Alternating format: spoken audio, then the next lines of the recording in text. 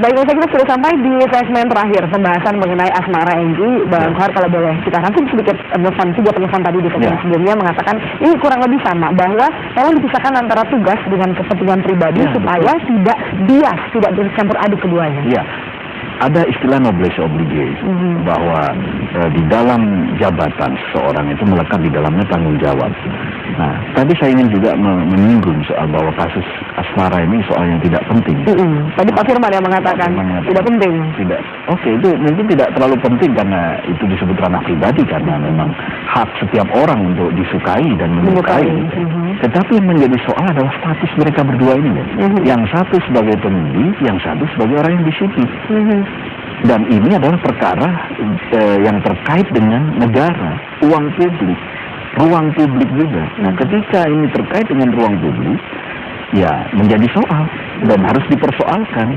Artinya ada sesuatu yang harus dibongkar dari ini. Kan tadi disebutkan paling tidak ada 3 jurus modus untuk melindungi seseorang dari perilaku jahat.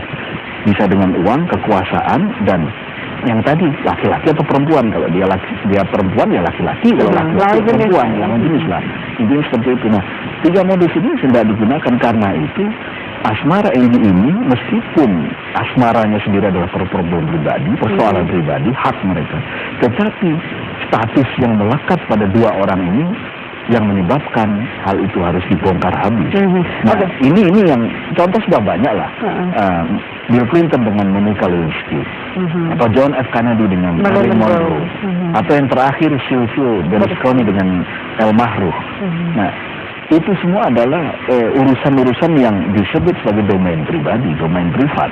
Tetapi mereka ini adalah seorang presiden, seorang pejabat, yang kemudian menyebabkan tangan hukum itu harus menjamah mereka. Di Silvio Berlusconi diperiksa, disidik. Karena diduga mengencani almarhum yang di bawah umur, lalu kemudian diduga menggunakan fasilitas negara, dan di wilayah-wilayah itu yang bisa kita susir. Tetapi kalau ternyata dia tidak menggunakan fasilitas negara, tidak mengandung konflik of interest, dia tidak menggunakan fasilitas negara, ya silakan saja. Baik, tapi kan itu kan susah sekali. Berarti itu juga mematakan atau juga menangkis pembelaan Angelina Sondakh yang mengatakan hubungannya dengan Kompol DS tidak melanggar hukum ya.